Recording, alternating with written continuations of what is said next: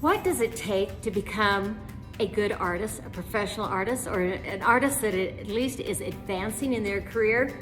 Well, here are 4 keys that I've discovered that will help you go from beginner to a great artist. Number 1 is to master the tools, the techniques, the materials that you use to make your art.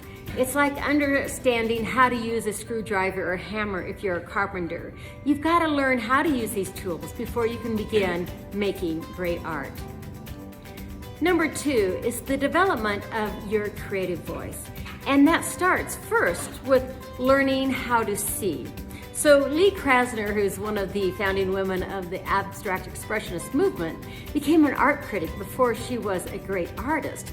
She learned how to see and look at art and was able to translate what she was seeing in color, line, emotion, and energy.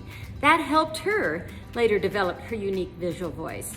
And the second part of that is having a unique visual voice, something that's true and honest to who you are and what you want to say in your art.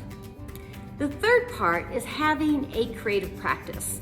And that creative practice starts with being really clear on why you're making art. Why are you showing up in the studio every single day? What do you want to say? And being really clear about where you want to go with your art, where you're taking your art to the next level. And a plan to help you get there. You should always be growing in your art and your creative practice. And then finally, you need a schedule that gets you into the studio so you're showing up to work every single day and making more art. The more time you can be in the studio, tooling around, experimenting, exploring, creating in a series, the more likely you're going to get to that unique visual voice in a fabulous collection of artwork. And the fourth and final key is communicate. People are waiting to hear what you have to say through your art, but also through your written word and through the stories you tell about your art.